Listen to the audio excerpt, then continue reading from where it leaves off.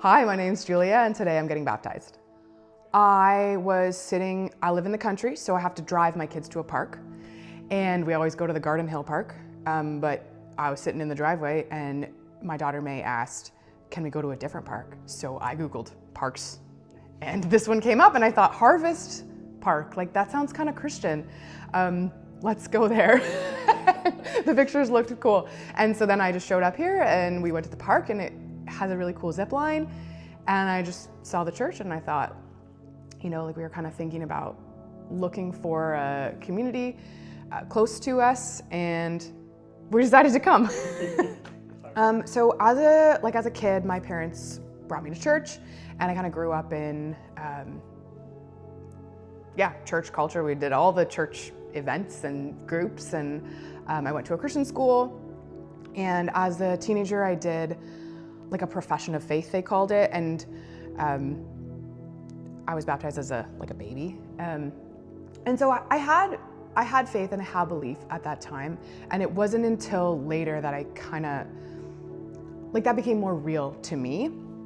And as a young person, I really struggled with feeling things. And I had this intense anxiety and everything I wanted to do was just put my feelings down.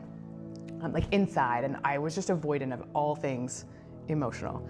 And when I did have a feeling, it would just be overwhelm and panic, immediately. And so I wanted to avoid that at all costs. And you can't do that healthily for very long.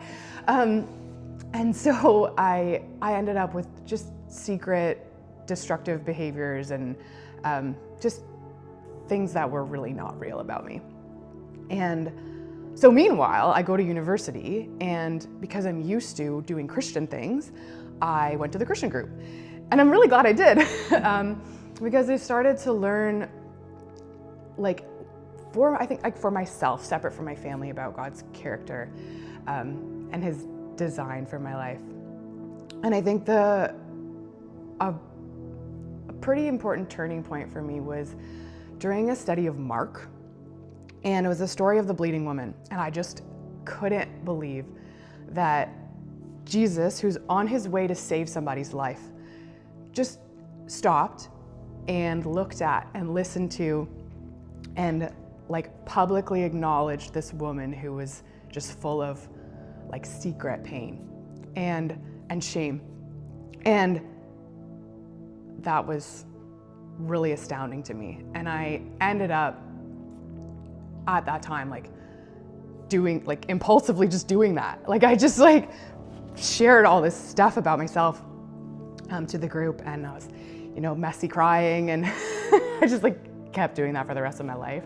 And so from then I kept having these moments, and through literally years since then, God has just led me to these times where I have healing by confessing my sins and telling my story, and usually crying, and forgiving other people and getting new habits and new boundaries, and learning what the heck an emotion is and what to do about it instead of freaking out. So he was just so gracious to me in that. I think I've probably known I should get baptized for about 10 years. So at first I kind of thought, well, I did it as a baby, so that counts. And then I would go back and forth on that, and kind of procrastinate it, or think, yeah, I should do that, but it just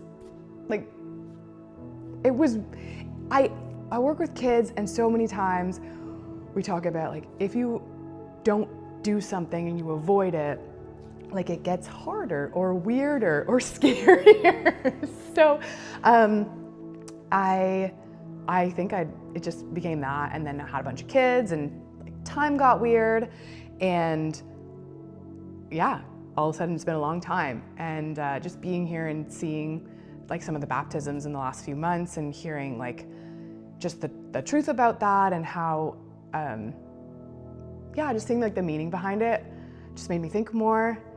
And yeah, I decided to stop procrastinating, I guess. But I think like when it comes down to it, like the Bible says to get baptized. So I am going to stop waiting around. I've been trying to be more intentional about not being distracted and not letting not being too busy and like having boundaries logistically, but also like what I'm thinking about and what I'm spending like my little bits of time doing. And so that has helped me. Like I think God has been reminding me how faithful He has been to me and like what He's brought me out of, but now what He's put me like into. And so being a mom to like 3 wild children and learning how to parent them, and it's just made me take every single thing that like has been healed about me and then practice it. Like why do they do that to us? It's so hard. But like it's so healthy, and so like every day I feel like God is letting me work on like more patience and more letting go of control. Like they do not prepare you for how much you have to do that when you have kids. So I'm like so thankful He taught me how to try and do that more, and so I get to practice every day. And more of being okay with feelings and more discipline, and more like rest and Sabbath and not doing so much. Because like just watching my kids like develop, and they just do it. Like God designed them to just like trust me and their people and themselves and God, and just watching them do that so easy is really healing. So I'm super grateful for that. So one that's always stayed with me is Ezekiel 36:26, and it's in the midst of some pretty intense Old Testament prophecies, but God promises, I will give you a new heart and put a new spirit in you. I will remove from you your heart of stone and give you a heart of flesh. And this just feels like a summary of what God has done and is doing in me. And like, I don't need my own special protection or ways of figuring it out and controlling it on my own when like I've been so loved and healed. And so I think now it's just walking out like day to day, how do I listen to His Spirit and like walk around with a healed heart and like do life with a healed heart. And yeah, I'm really grateful to do that here a little bit.